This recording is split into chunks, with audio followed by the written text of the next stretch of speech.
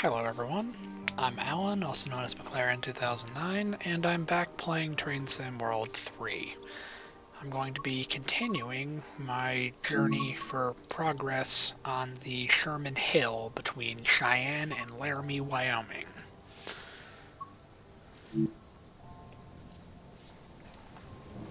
Basically, I'm just going to play through the guided journey for this route. It's got a few more steps than some of the other ones that I've played, and this one's pretty cool. Aside from the fact that I don't really know anything about the area, and admittedly I kind of feel like it's not the most aesthetically pleasing of routes. Alright, we have two up here, and nothing back there. Huh?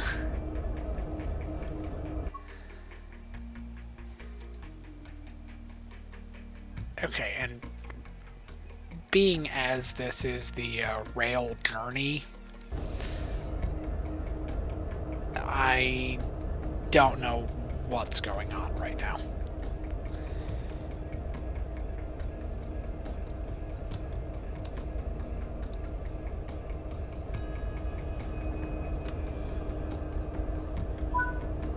Okay, let's set up some stuff.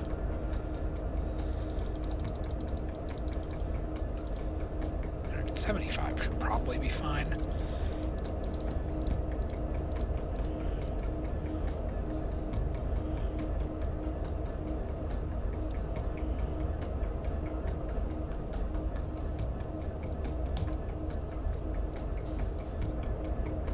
Okay.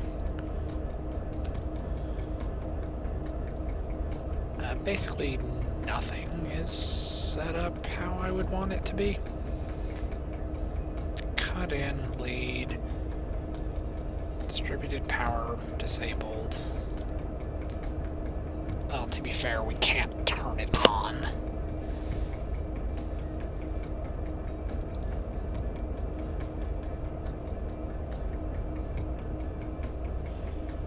Alright, let's run back real quick.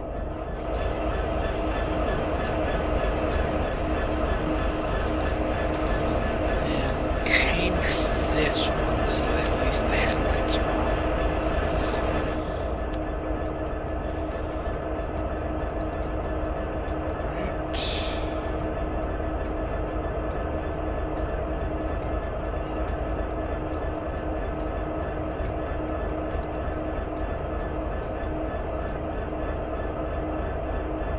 Alright, go back here.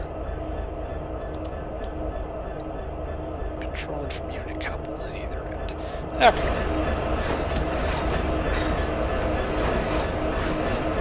Alright, now that should be everything set up.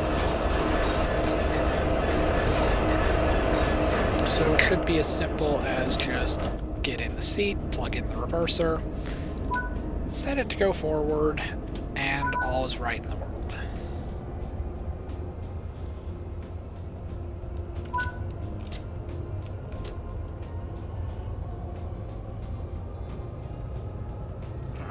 Is my brake pressure?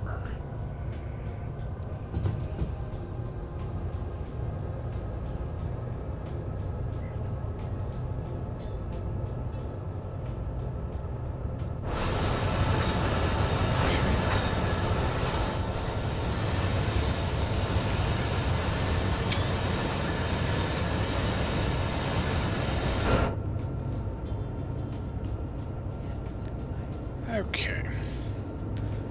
And we're rolling. Brake pipes at 90. Brake cylinders close to 0, but not quite.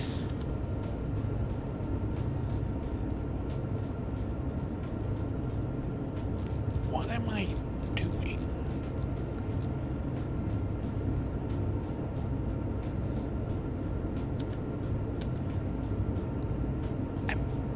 going to... Huh?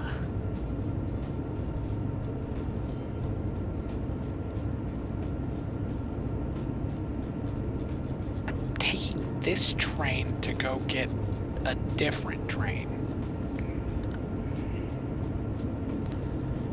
Yeah, I have no freaking clue. This is the weirdest thing.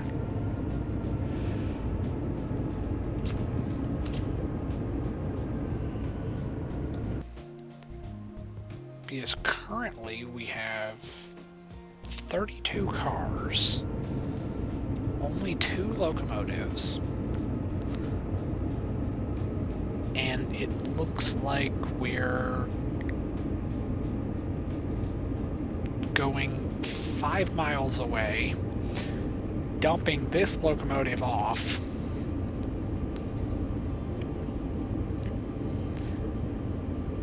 and getting another one? But then where are we going?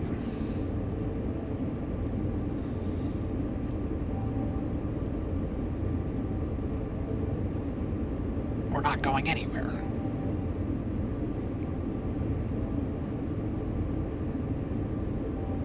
Service is supposed to start at 13:40. That's in 5 minutes. Okay, we got a problem.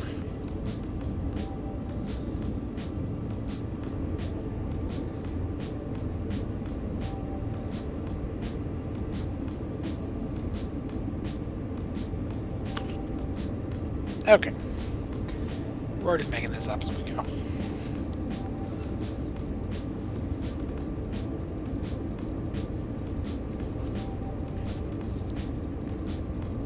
So we're... Alright. I think I'm on the same page now. We're getting this train to a different yard, shutting it down, leaving this one alone, hopping in another one, creeping it up to just before signal, and then that's where the scenario is going to end.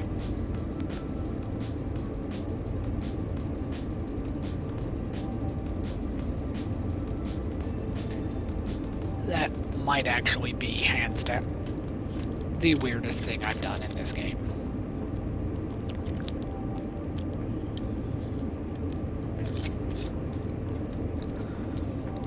Like, why did you set it up this way?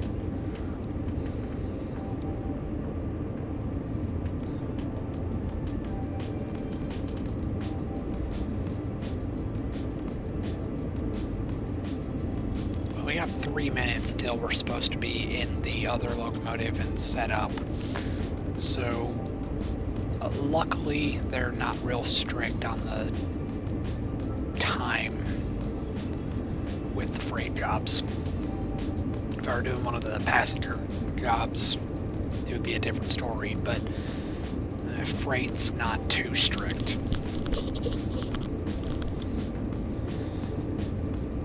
At least not from what I've seen.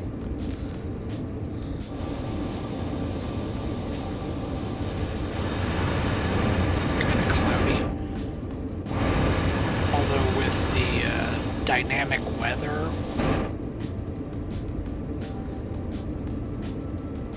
supposedly being one of the things that was updated when they brought it up to the standard of Train Sim World 3, I could easily see it starting to rain. Alright, let's just apply some brake pressure.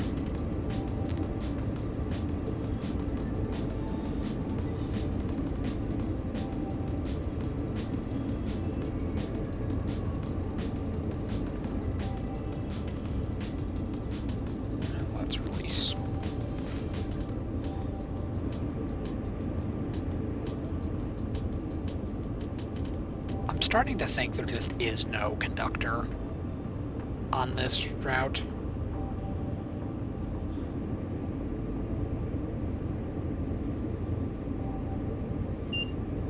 So I can only assume they talked to somebody at Union Pacific and they just don't have conductors on their payroll.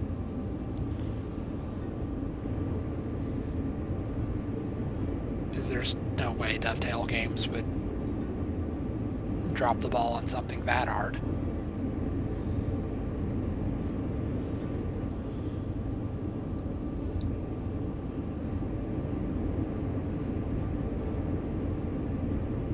They wouldn't hurt us like that.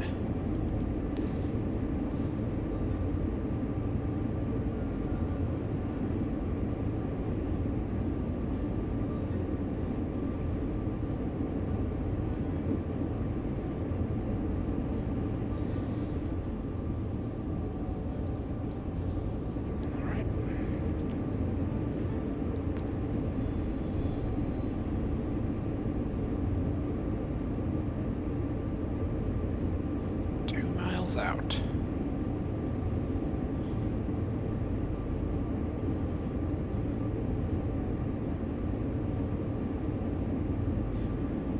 For the most part, this game is very, very relaxing to play. But when you do like the passenger jobs, the game gets a little bit more stressful in my opinion. Because you have like that ticking clock up in the corner that tells you that you're behind schedule, you're running late. You have only but so many seconds to get to the next station, and you get points based on how close you can stick to the timetable, and at least for me, that gets a little bit stressful.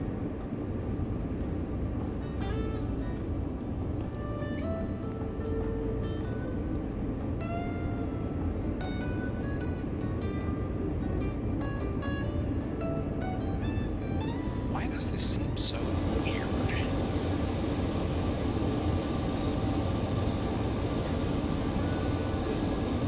Why are we listing?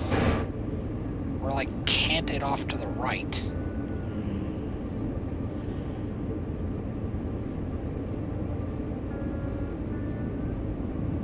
And maybe they like camber the track so you can go around the corner faster?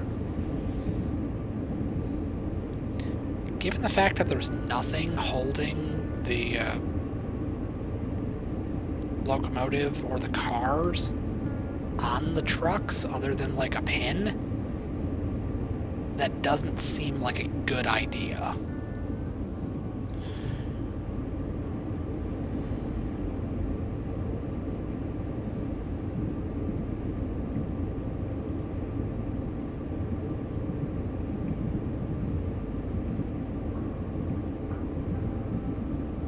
Oh yeah, this is bad.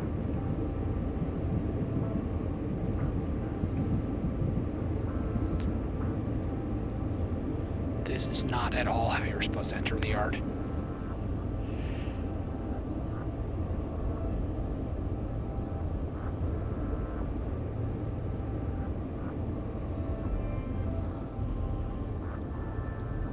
Alright, let's release that real quick.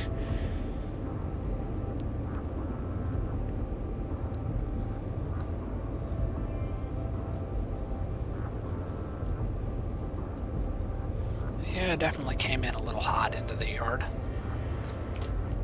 Luckily, we didn't derail.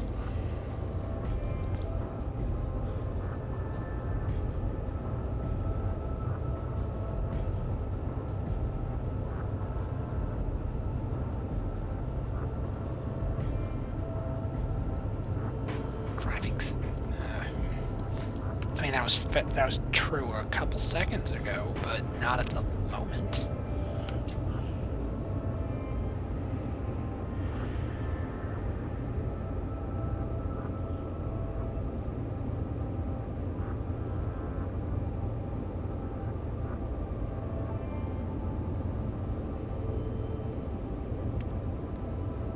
Alright, I don't think I'm getting a gold medal on this scenario.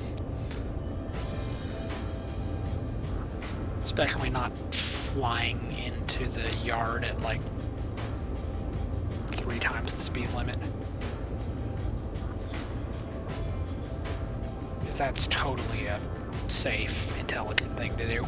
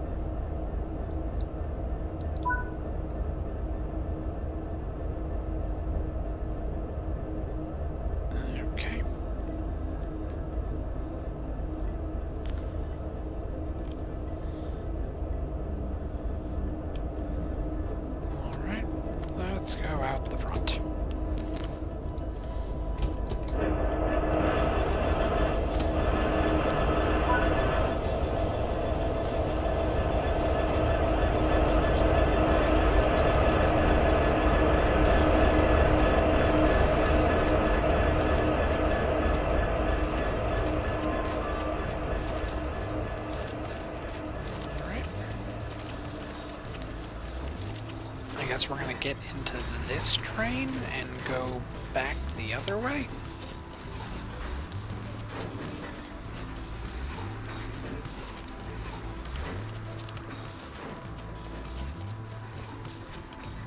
This just doesn't seem like a particularly good idea. Let's go over here.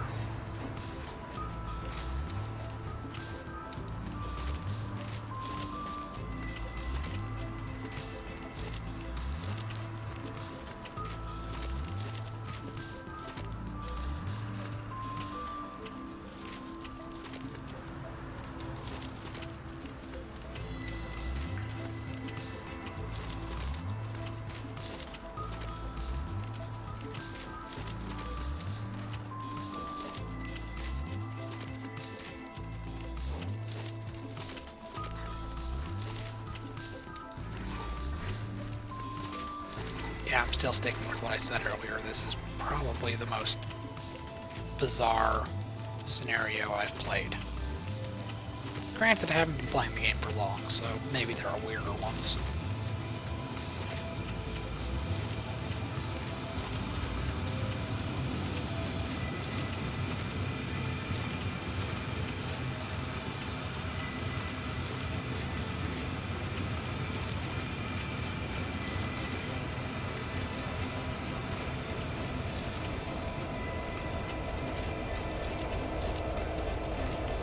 And there's only one. This makes perfect sense.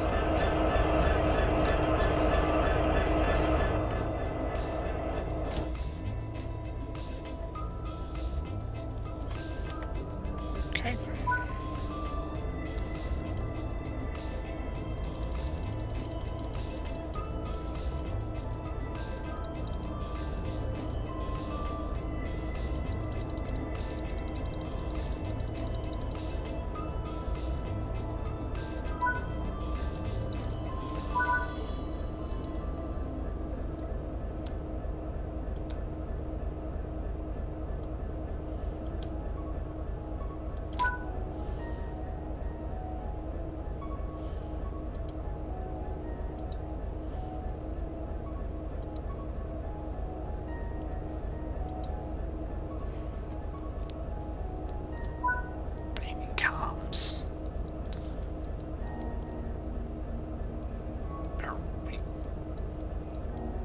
We're controlling it from the...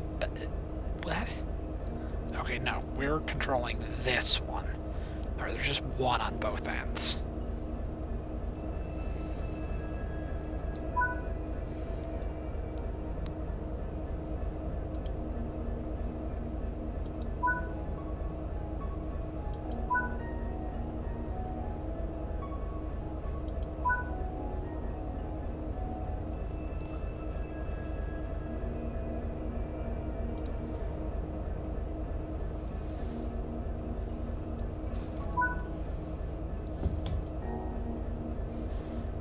Let's wait for the brake pipe to build up pressure.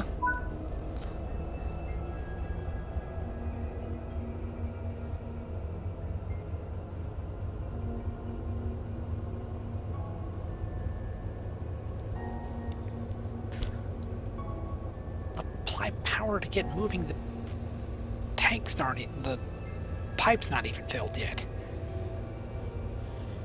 It's gotta get up to like 85 before it can move. And even then, it'll just creep forward slowly.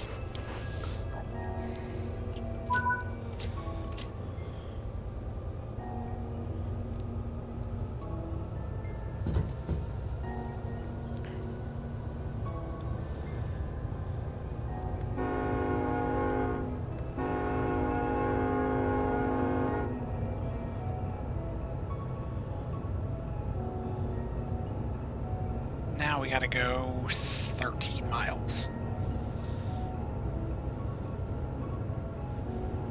Alright, we need...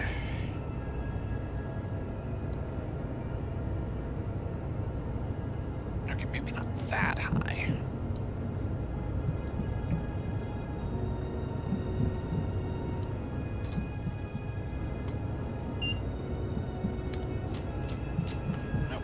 fast.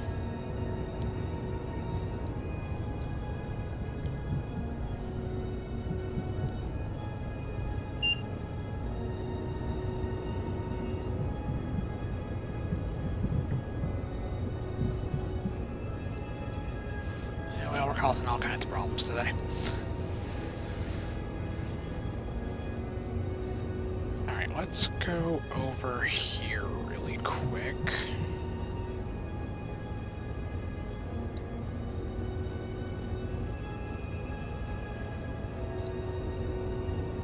There. At least that way both of our sets of windshield wipers are on.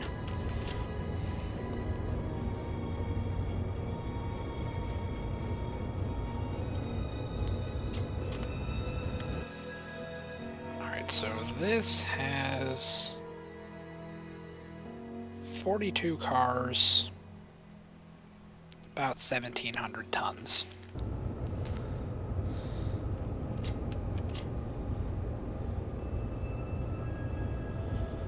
So basically what I was doing earlier today in Derail Valley wasn't too far from being realistic.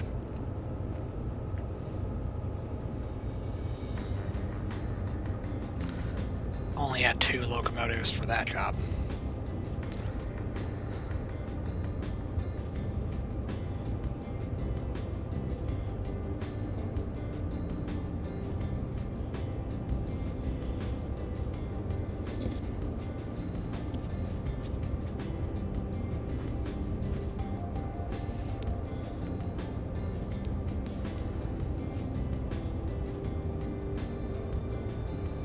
But that was 25 cars and 1,400 tons.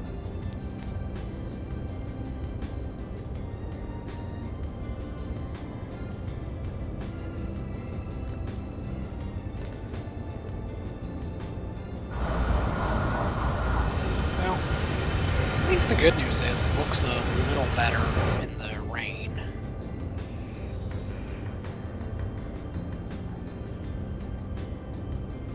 But my main problem is it's just like a barren wasteland in all directions. But for all I know, maybe that's what Wyoming looks like.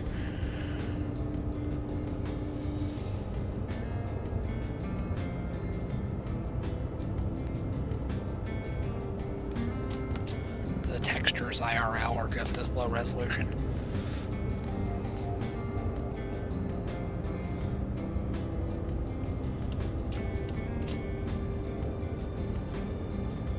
But this should be going uphill. Granted, it's only like 0.8% once we get a little bit past the entrance to the yard.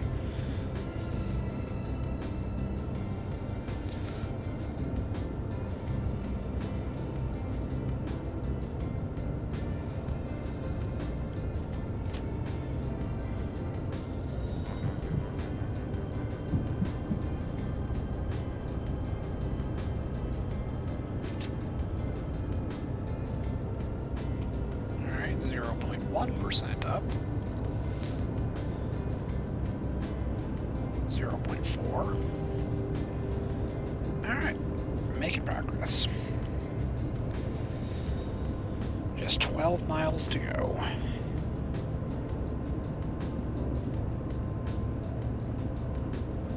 And it's gonna take us a minute to get up there.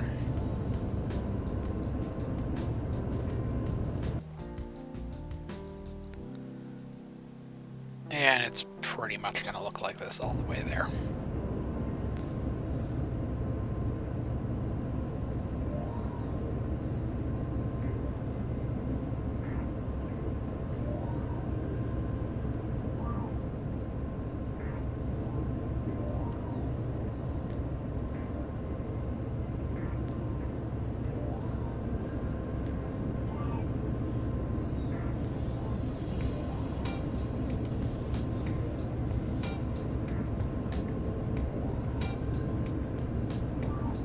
Now, if this DLC is anything like the Horseshoe Curve one, I already know not to touch the dynamic brake.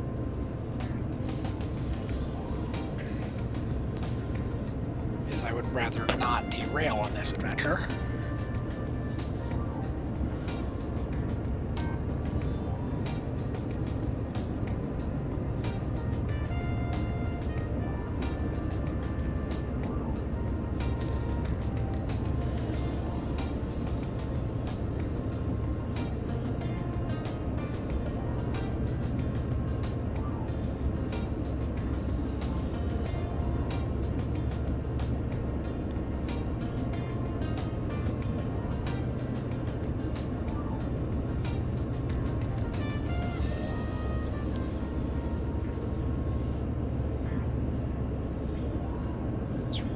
Optimistic, thinking we're getting up to 70.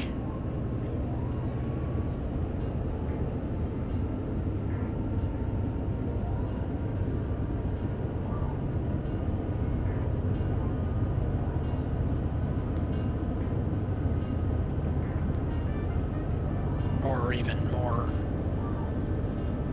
concerning is thinking I would want to go 70. What the fuck? There's just a switch that goes nowhere. Why is that there? What does any of this mean? Why are we here?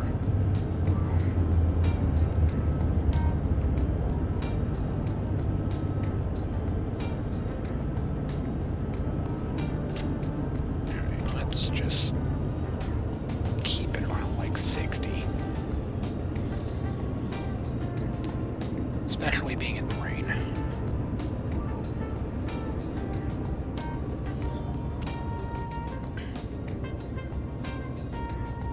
We don't need to skid. We don't need wheel slip or any of that. And we definitely don't need a derail. These are covered grain hoppers.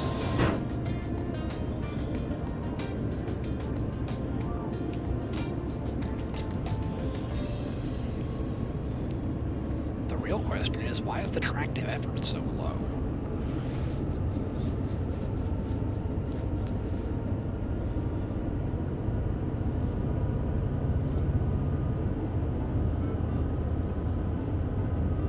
It's like a 4,000 horsepower engine.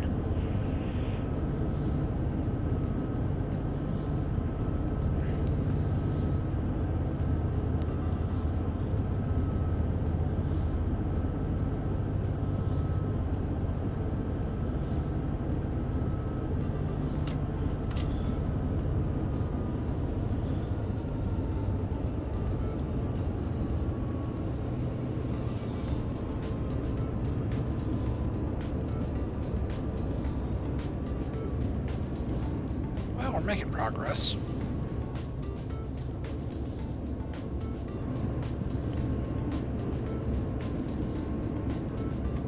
Still no conductor.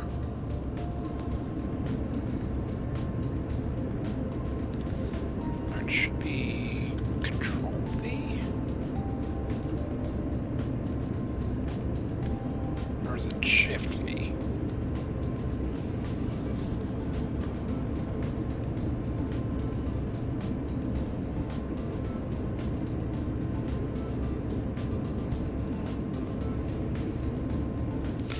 Okay, let's go set these manually.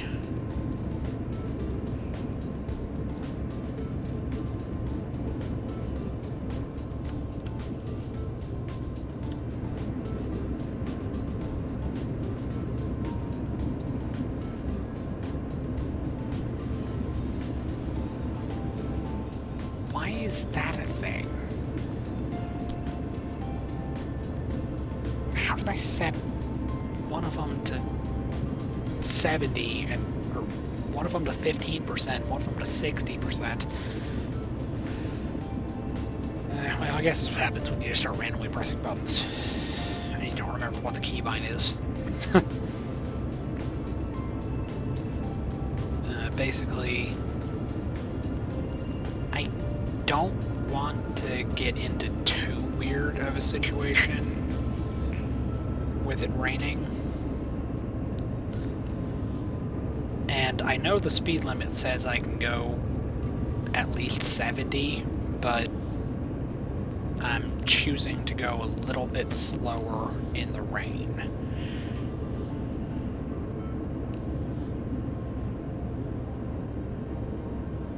And I already know from experience on the Horseshoe Curve route that I don't want to use the dynamic brake, because somehow that'll cause me to derail.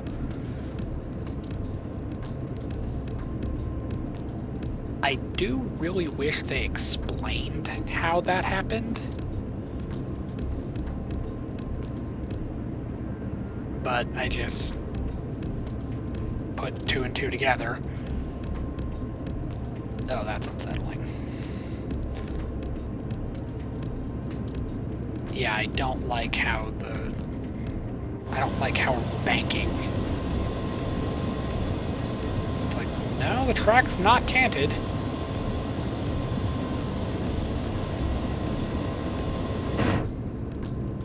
Yeah, that's uncomfortable.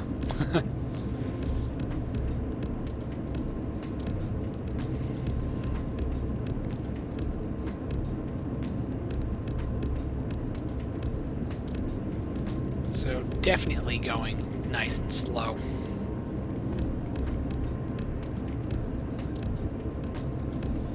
Just 7 miles to go on still the weirdest scenario I've done.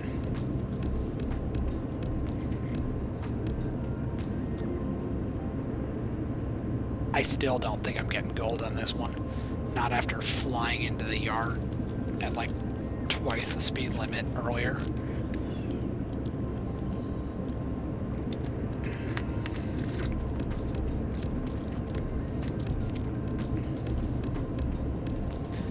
I mean, it's still possible. Maybe.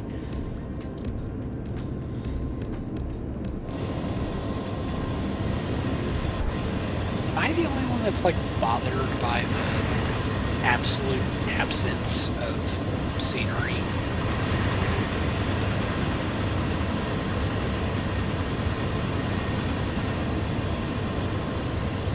Like, there's a couple of bushes and some very slight color variation on the hills, but I just don't think this is a very pleasant looking environment.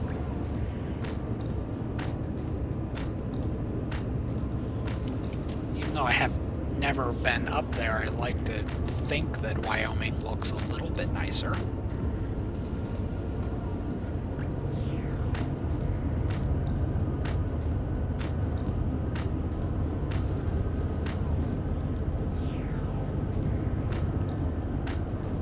Ask one of the, like, 5 people that live there.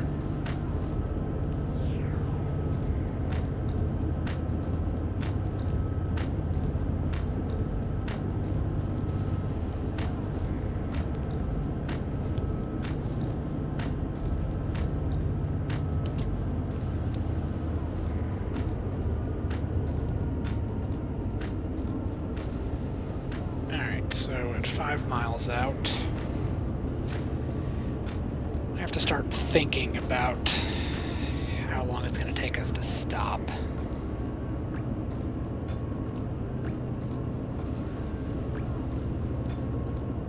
Our little signal thing is showing nothing.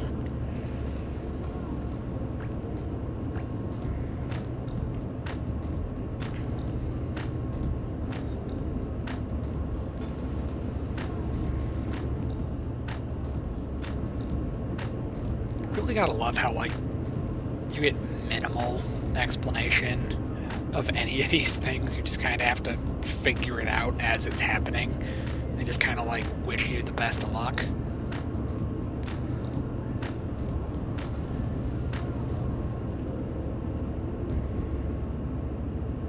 Like, I didn't realize that that was the thing that was beeping until I happened to be looking at it when I passed by one of these signals.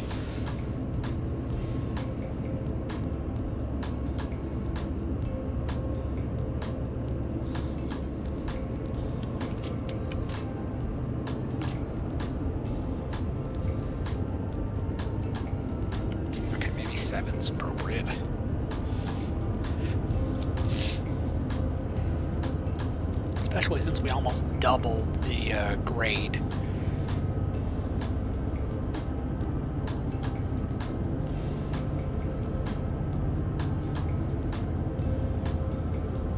Almost.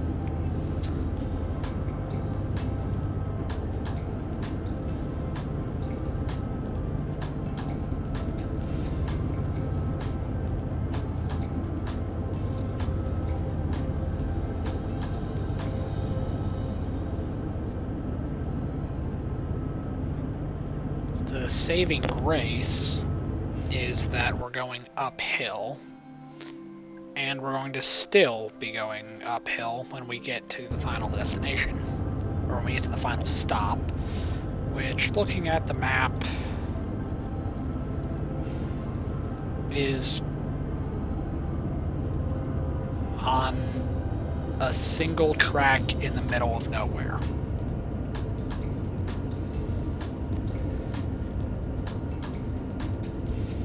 Yeah, so this job's gonna be weird from the start all the way to the end. First, we get on a completely different train,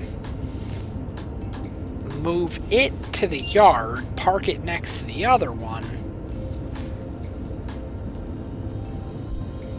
shut that one down, come over and grab this one, drive it 13 miles away, and shut it down in the middle of nowhere. Like, what is this scenario?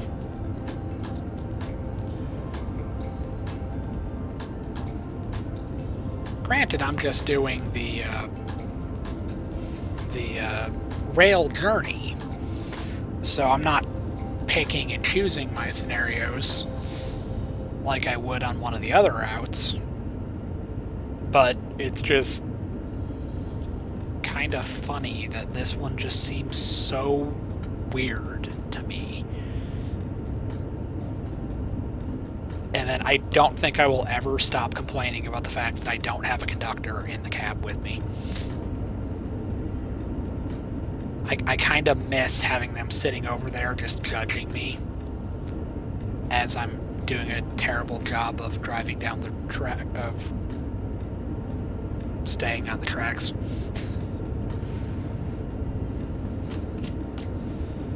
Alright, we are 1.7 miles away.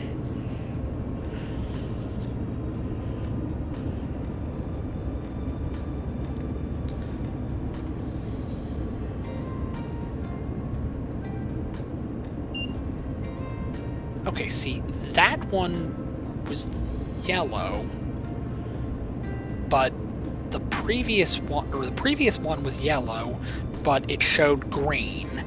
Then this one was yellow, and because the next one is red, it's showing red. Like, what does this thing mean? Like, that, I'm guessing, means the next signal's red, so be prepared to stop. And luckily there's a quarter-mile between the objective and the signal, so we don't have to worry about accidentally blowing the sign. I say that, but I can somehow find a way. Alright, 1,000 yards, give or take. And let's knock it down to 2. See where that gets us.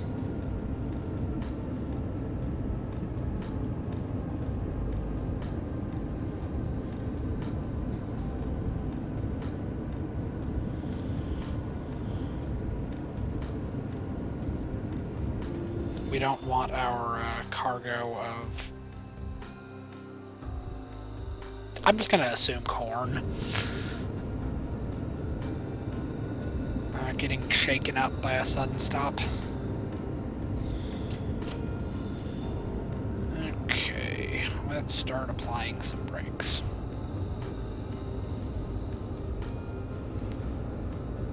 .25% should be able to do it.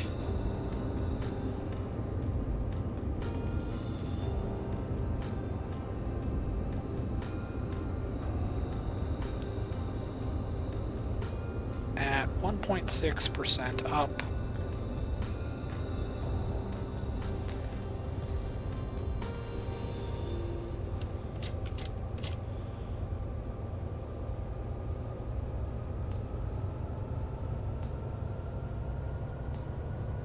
Just missed it.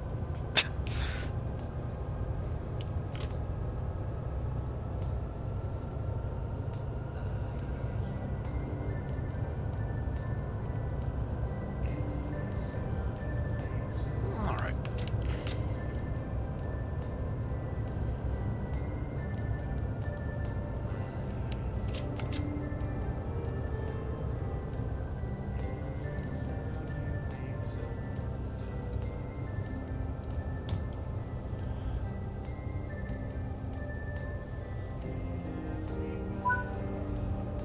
Alright.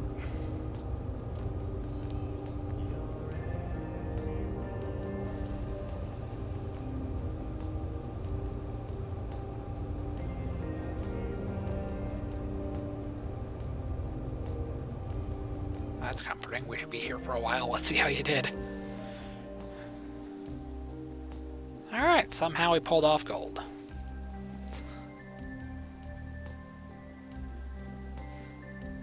Alright.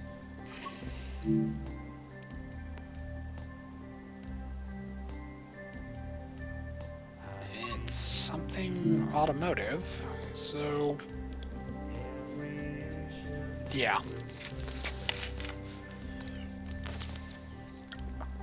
So it's not related to that job.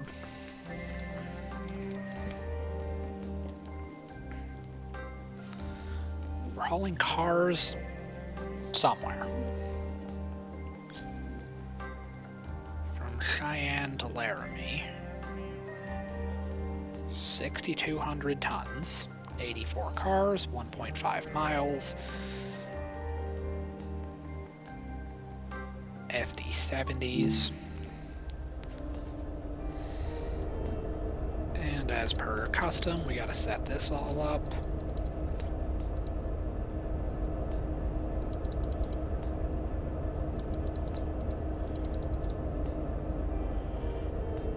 Alright, operator controls, lead, cut in.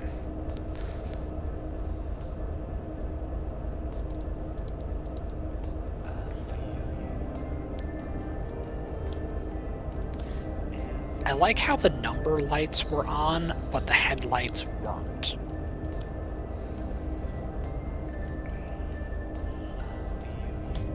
There's like nothing about this game that makes sense to me. Alright, we have 3 locomotives up here.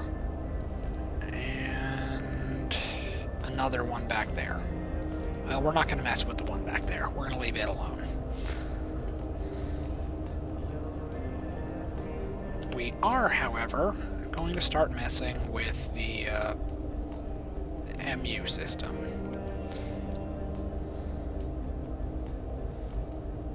We're going to start playing with the headlights a little bit.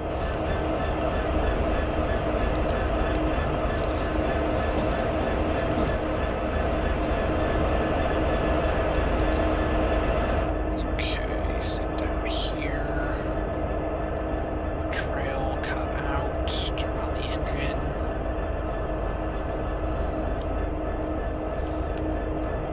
And this is going to be controlled with unit coupled at either end. Oh, number lights. I don't even think the number lights work in this DLC. Like, alright. Oh no, these ones work. The back ones I don't think work. And we gotta go 35 miles away. Okay, number lights, engine run. Control from unit coupled at either end. And let's get back into the lead locomotive. Silver.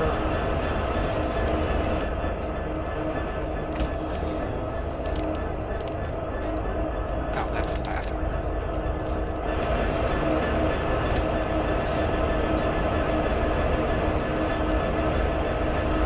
Let's see. If we go... We can't. Right? That was nice looking.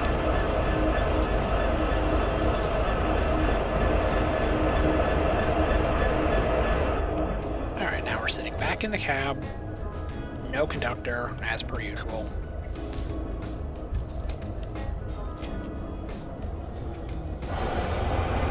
Alright, see. There is no light on the back. Or there is no light on the numbers for the back. Only on the front, apparently.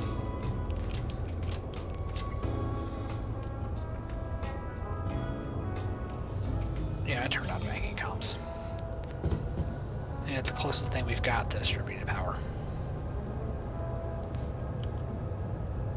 Oh. It's just... take this thing 35 miles away.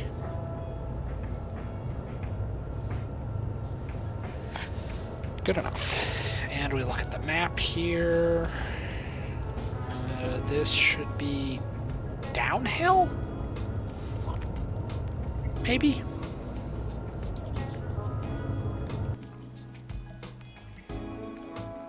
No, it's uphill to a point.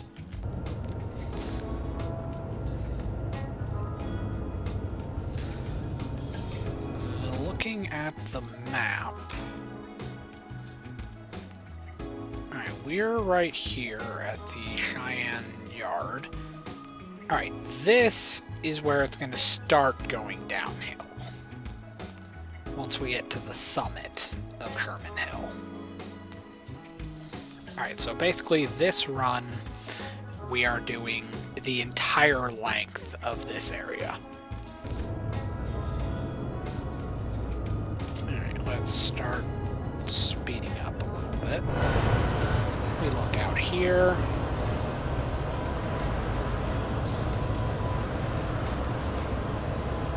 Those are car haulers? Yeah, I guess it makes sense.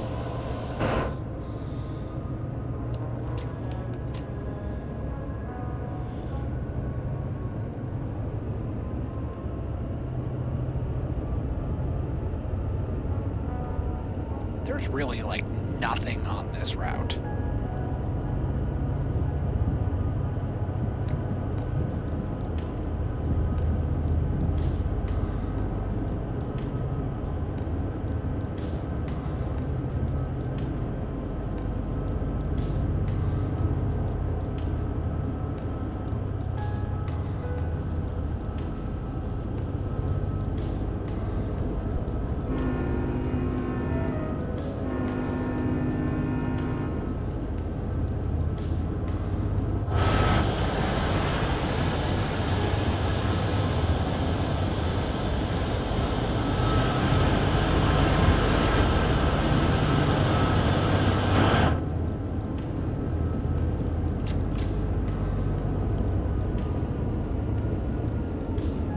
Heavy.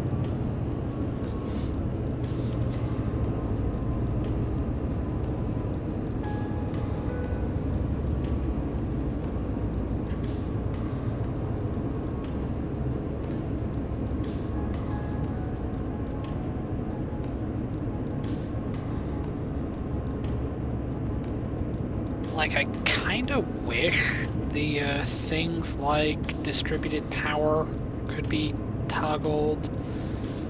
Like, you could actually use the slow speed control or even any of the controls on that specific console. But the only thing you can do on here is just make it dim or bright. But other than that, you can do nothing with that screen. And then this screen shows you a whole bunch of other stuff that are part of this system, but you can't interact with any of them. Like, you go to operator controls, the only thing you can do is cut in the brakes.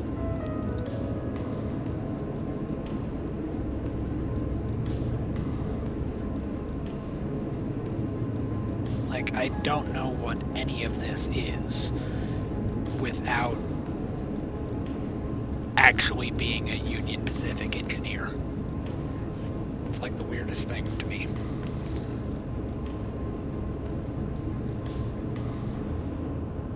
And I didn't even apply to Union Pacific because they're clear on the other side of the country.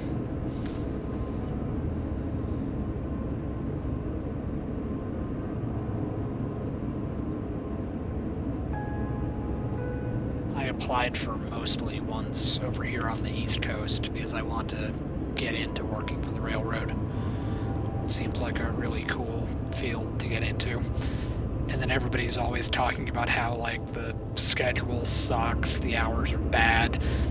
And then I'm a truck driver, so when I heard about the hours of service and the work week limitations, I was like, let me stop you right there.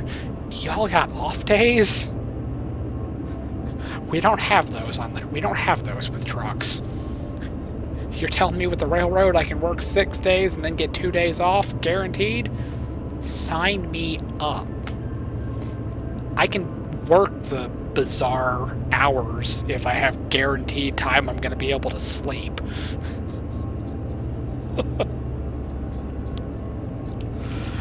It sucks, but I can do it, no problem.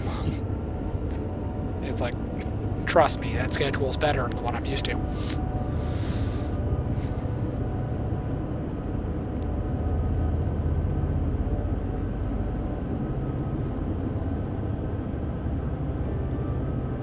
Now, granted, I applied to be a conductor, so I'd be the guy sitting over there, and then when it's pouring down rain, I'll be the one climbing out, messing with the cars, while the engineer stays up here in the heat. It's like stays up here warm and dry-ish.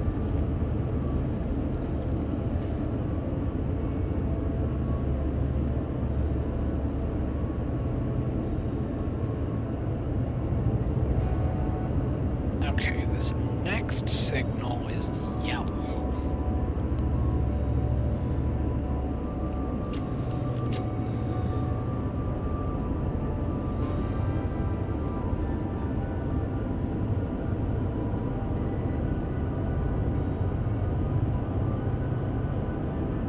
Why is this one putting out so much more tractive effort than the last scenario?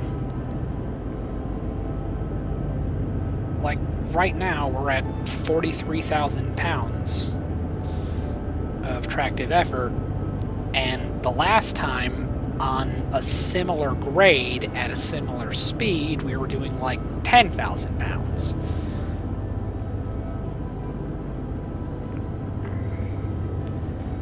The only thing I can think is that's with one locomotive, and this has 4.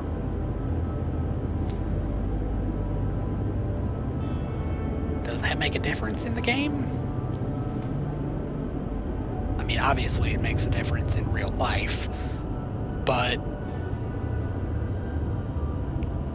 they never really explain how to set up the locomotives to, Alright, what do we got back here? Radio, lights, cab signals.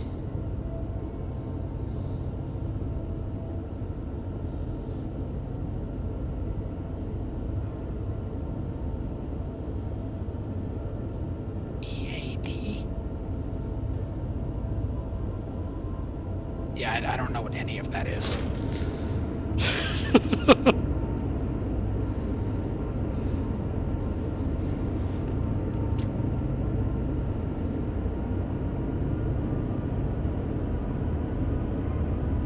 We're in for the long haul.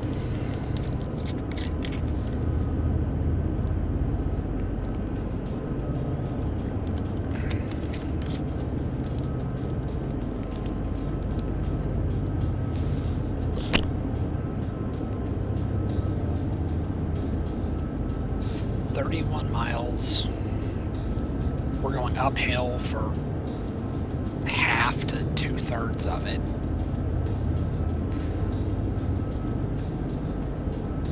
Going uphill with something heavy. Yeah, it's probably going to take like an hour to get there.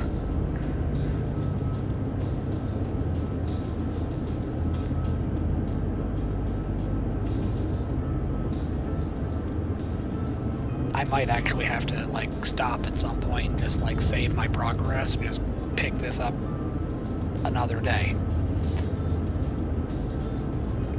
Verdict's still out on that one.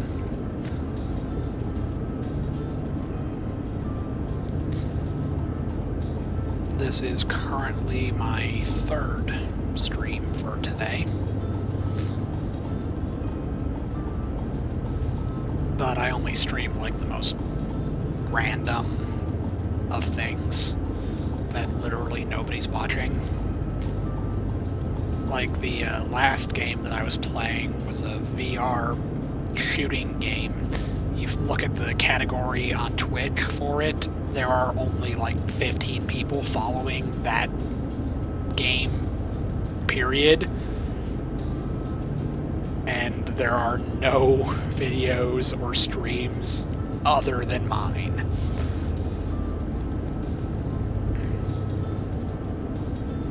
So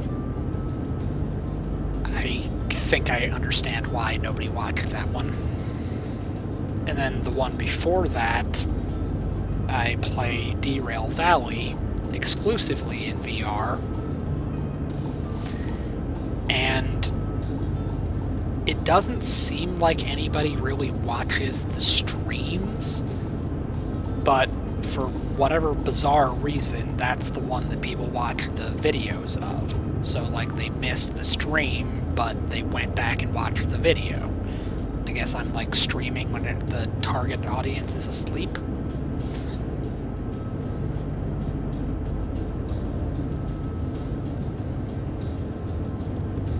Yeah, who knows?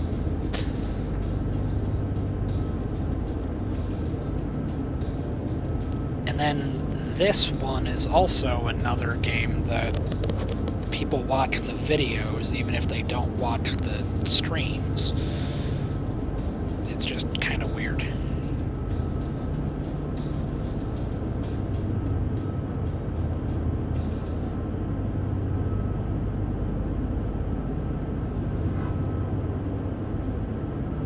Alright, we're in Notch 8 going uphill.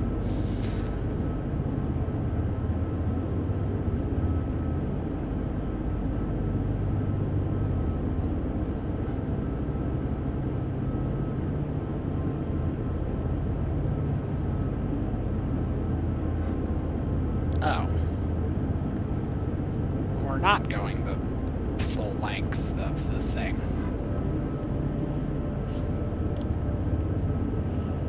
Oh, no, we are.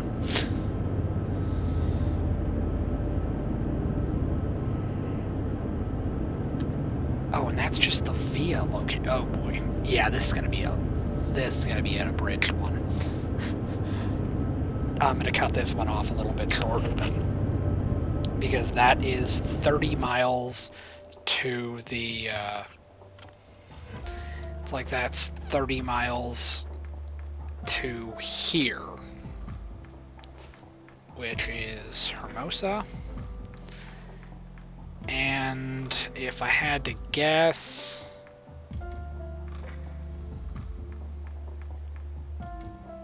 at least 15 to 20 miles to Laramie. Yeah, I'm not seeing this one to the end on this stream. So, let's just ride it out and see how far we can get.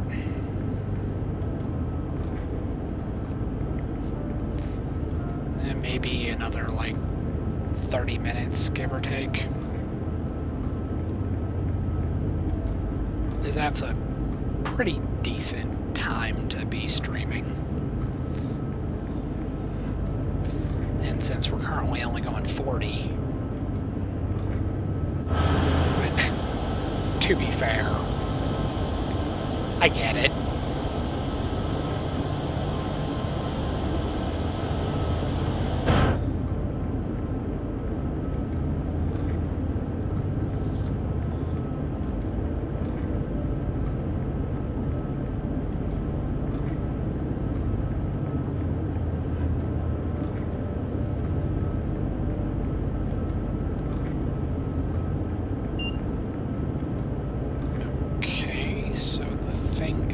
on. But the next signal is not green. The next signal is yellow.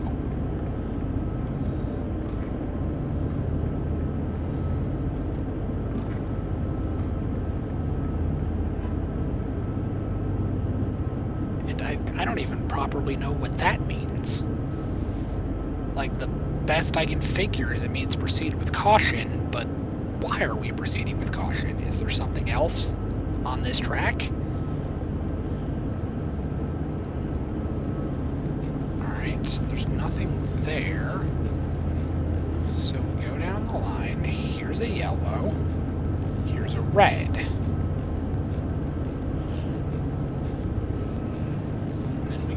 Here.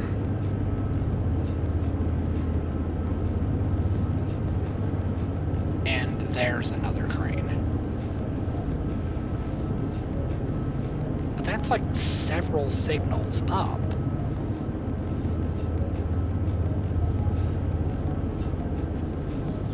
And we're in like no danger of catching up. The AI can always do the max speed limit while I cannot.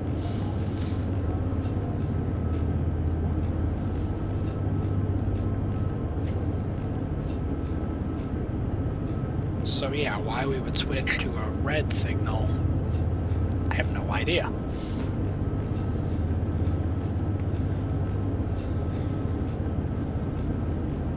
Or maybe we'll luck out and it'll just be a yellow signal because we're falling behind the other crane anyway.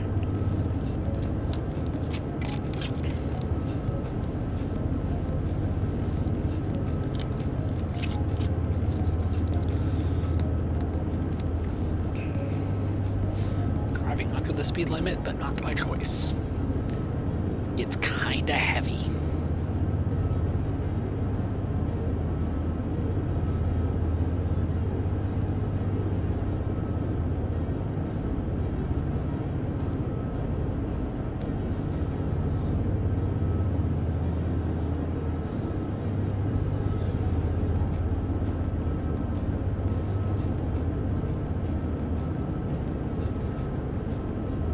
Alright, 500 yards, or 400 yards.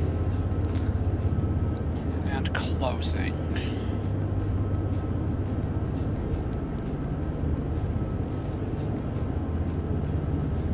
The real question is what's going to happen after we pass it. Are we going to get a red light, or are we going to get a yellow light?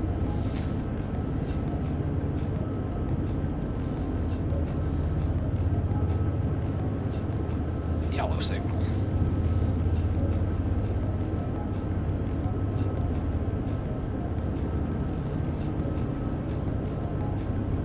Okay, so I'm thinking it's gonna stay yellow because we're lagging so far behind the other crane.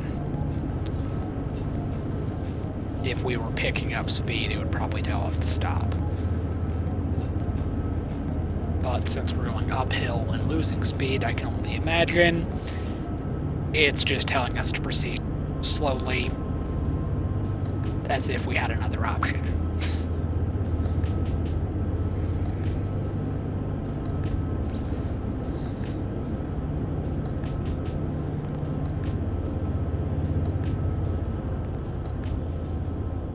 It is a somewhat entertaining game, even though we don't really do a whole lot. You just kind of hang out, drive the train, get where you need to go when you need to get there, and then occasionally look at the scenery.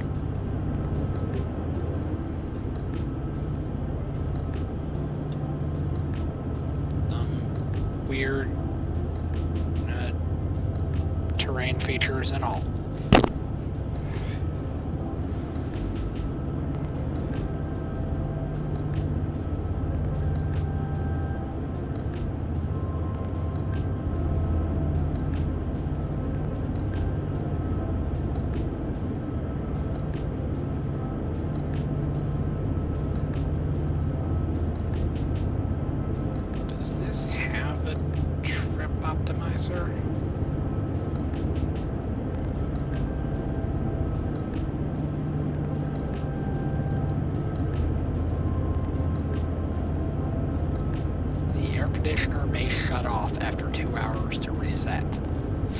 different operating mode. Hope it doesn't get hot.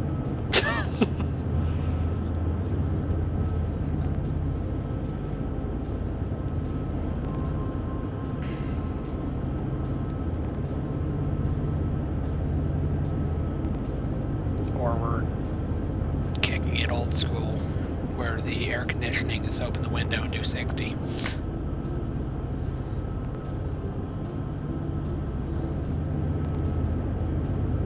Which would really suck if we had like a clipboard with like paperwork or something like that. It would just get blown all around the cab.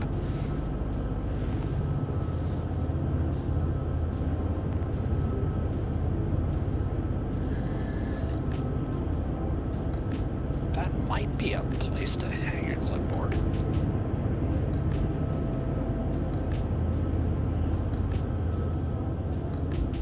Oh no, you'd pull your paperwork back there, I guess.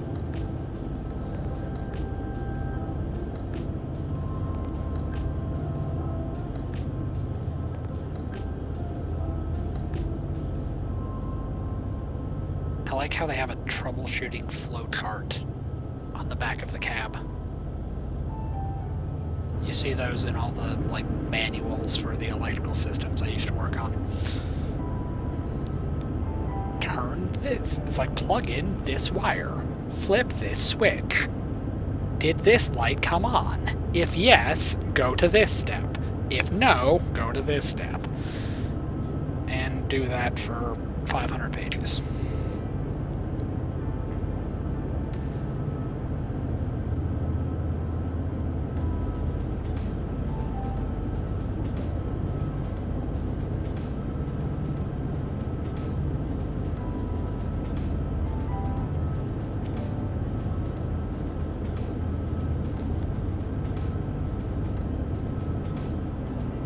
Now it's green. The other train got way farther ahead.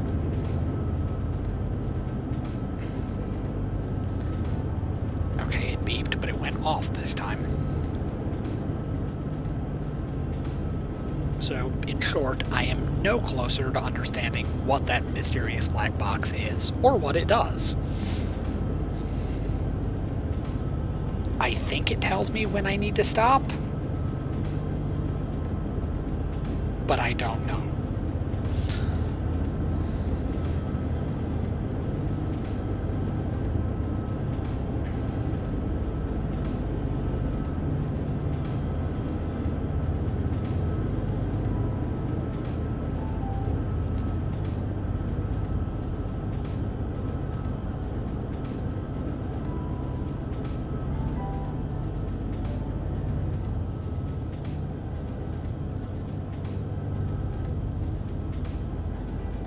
Okay, so that would be the thing to stop the engine. Except I think that's an emergency kill switch.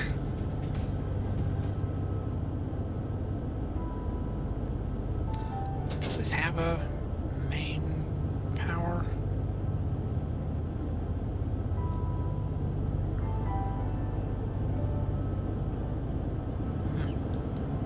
No idea.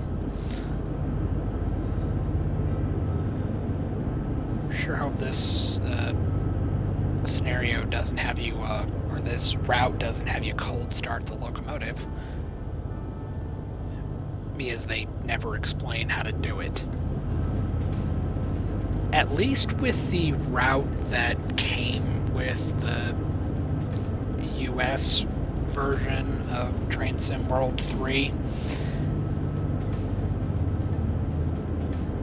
You know, that's another thing to be upset about, but that's an argument for another day. But on the training world for the BNSF Cajon Pass, they teach you all of that stuff. They give you the procedures for how to do a cold start, all that fun stuff.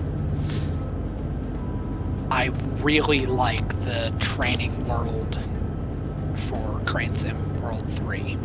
I like that entire environment. Because you can just mess around with stuff to your heart's content, and you can learn how the stuff works.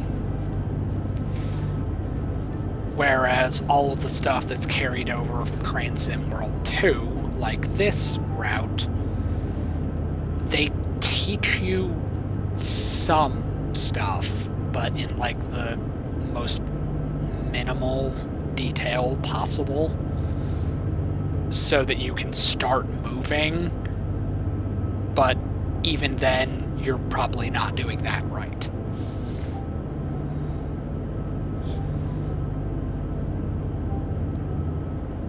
It just seems like those scenarios leave a lot to be desired.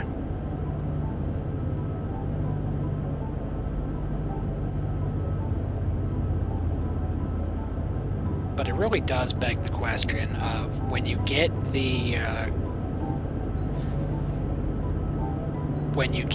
quote-unquote American version of Train Sim World 3, you get the Cajon Pass and nothing else.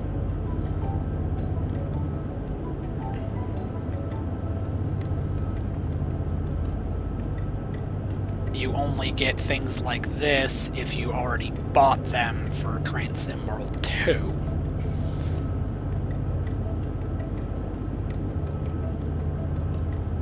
And like they say that this one was upgraded visually. Maybe I'm just too critical and cynical, but if this is upgraded, I'm worried what it looked like before. Let's say that.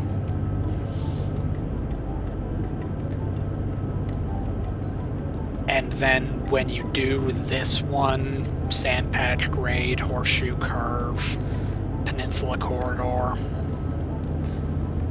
those are the ones that I had for Train Sim World 2. When you do the introduction to the route, they still have the same Welcome to Train Sim World 2. But we're not in 2, we're in 3 now. And then they just brought out those new, in my opinion, extremely expensive DLCs that add the some Amtrak routes to the Northeast Corridor. Which it's kind of interesting that the Northeast Corridor is like $90. But I don't think that one cost that much on 2. And it's like slightly reskinned. Yeah, that is a very good point.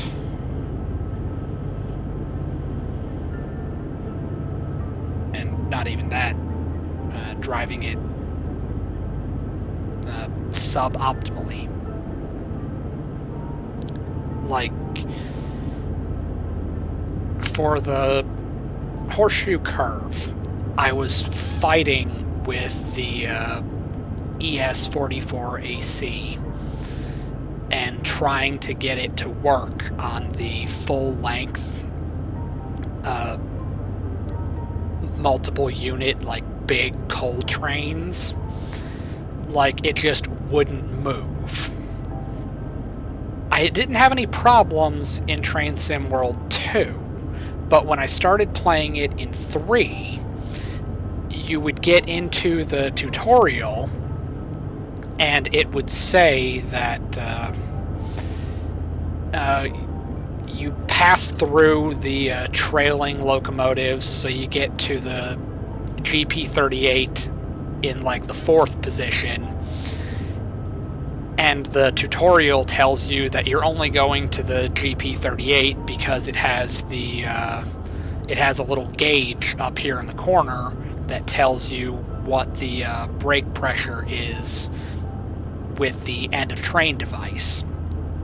But as you're walking back there, it tells you, yeah, as you're walking through the other locomotives, they're already set up as trailing locomotives, so you don't have to do anything with them. Let's just keep going to the back and get to the GP38. Which, spoiler, the smart display tells you the brake pressure at the end of the train, but we'll let that go.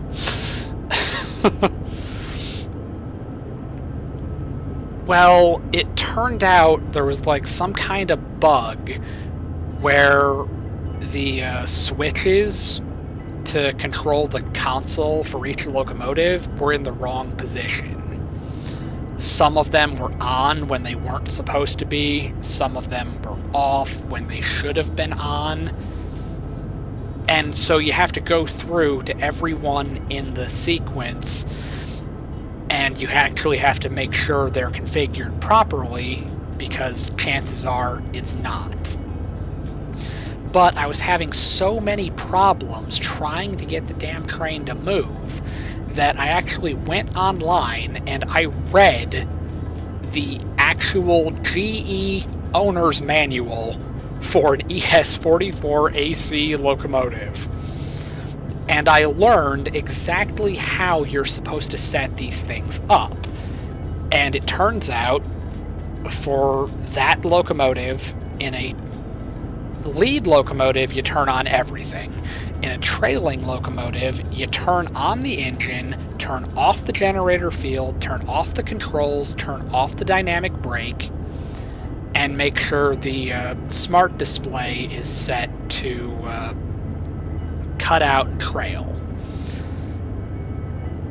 But I didn't know that until I read the manual for it.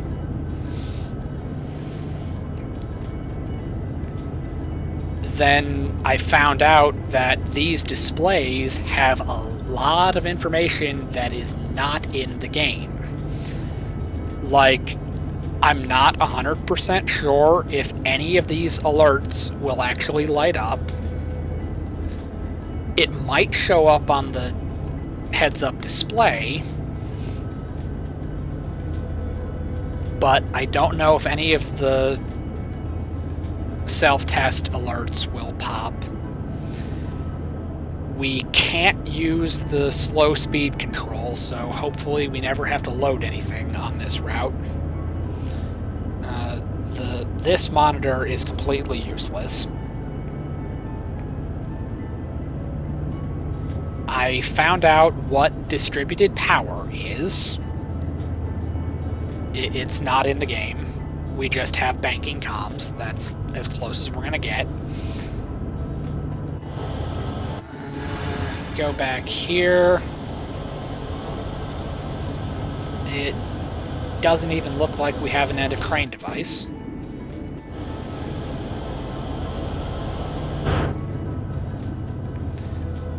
So, by learning how the real one works, I found out the game's missing some things.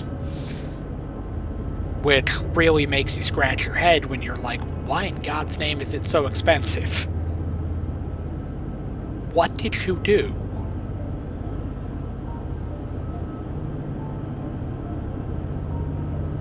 And then that new DLC, which I do not have, by the way. When I saw that it was the same thing that you could get for 2 plus a few more things, I was just like, then why don't I just go back and retroactively get the one for 2?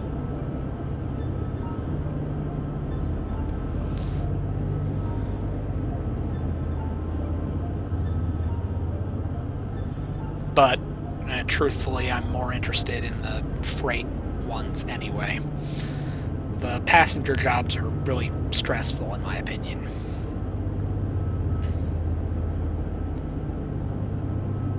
Mostly because of how, like, strict it is with the timetable. And you have, like... You have 7 minutes to go 5 miles. and if you're over that time, you're going to start losing time as you get further down, and it just starts cascading, and you get lower and lower scores the farther you go. And that's just kind of like nerve-wracking and stressful, and it's just like, I just don't want to deal with it.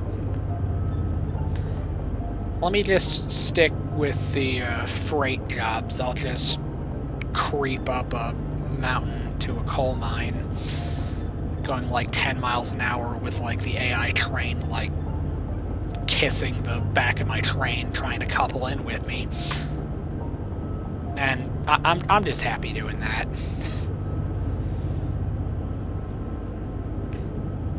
So I was really sad when I found out that in order to get all of the freight routes, you have to get a separate US starter pack. Like, y'all really put out a base game with just one route, and then you're just hoping that they had Train Sim World 2 going in, so they already have some other stuff to do?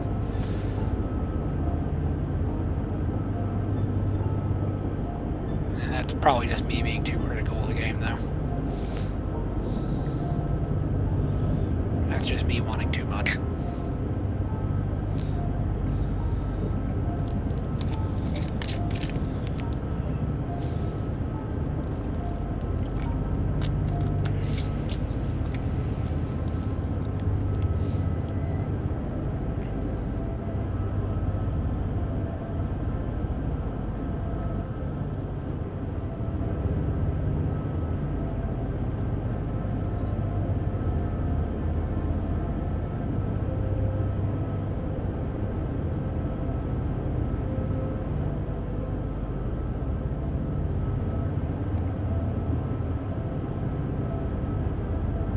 Tankers are cool.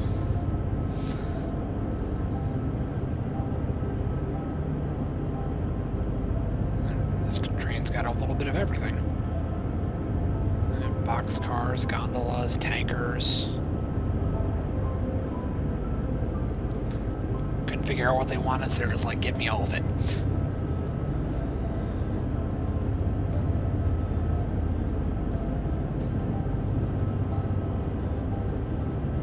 Speed limit's going down to 45, but I haven't been able to do the speed limit once. Not since we got onto the hill in the first place.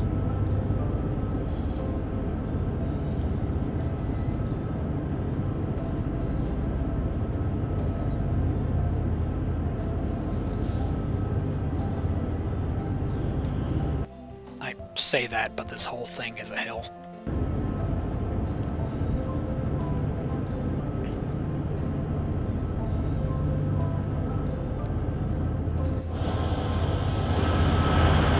Well, at least it's sunny. Not a cloud in the sky.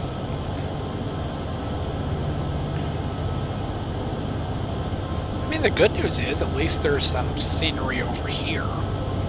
We have what looks like a quarry or gravel pit. We have some mountains and bushes.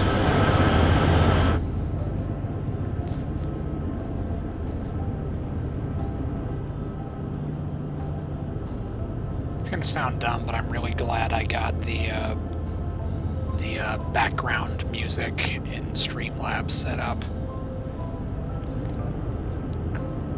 Otherwise, this part of the trip where I haven't touched the throttle for like 30 minutes would be extremely boring. At least I got some elevator music to listen to in the background.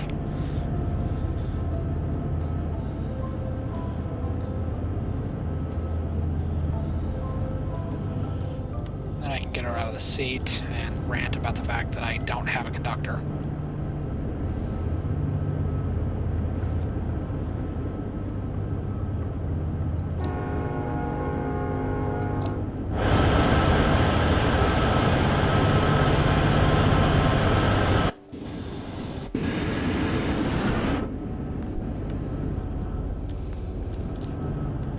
there's your daily dose of motion sickness.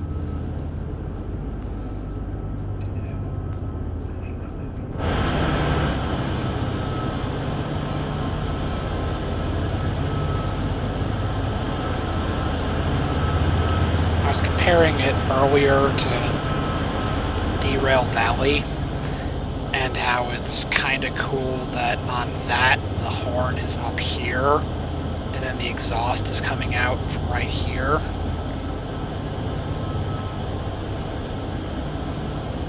Whereas this looks like the exhaust port is significantly larger, and the horn's in the middle.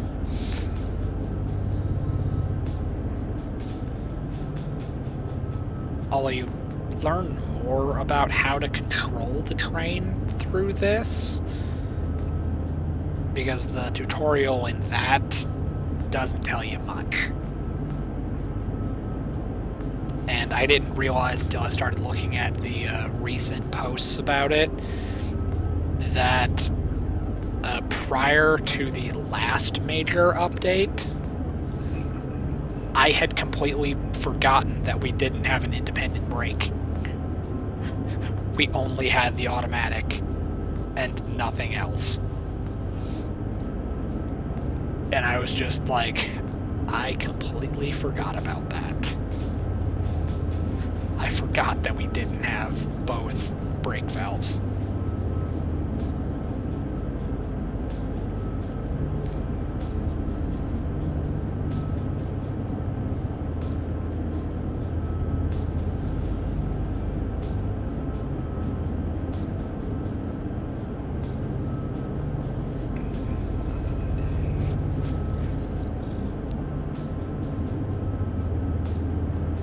Now they're both in there, but it's just funny that I was playing far enough back to remember before it was put in.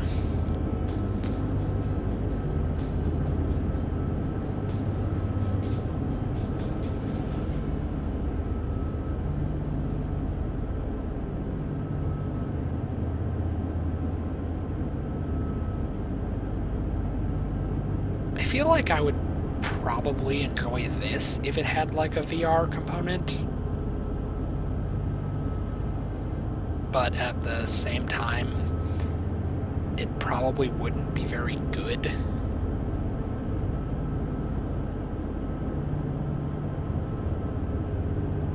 It would kind of have to be like when you play through the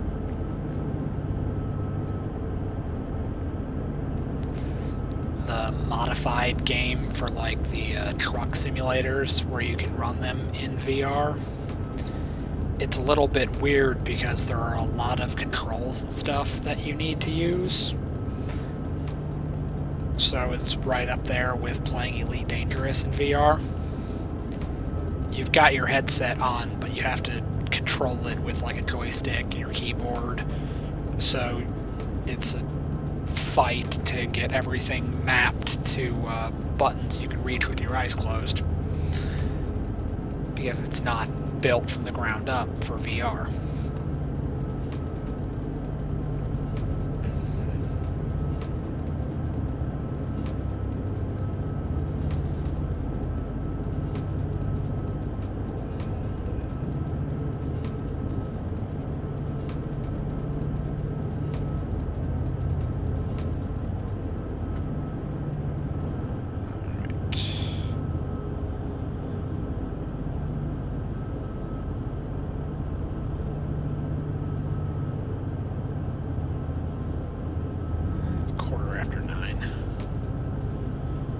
Starting to get a little bit late. So what I'm thinking is I'll probably save it here.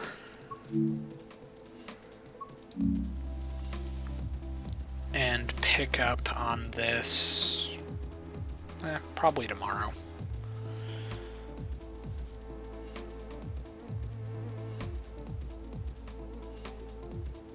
So that seems like as good of a place as any to stop for the day. Thank you all for watching, and have a nice day.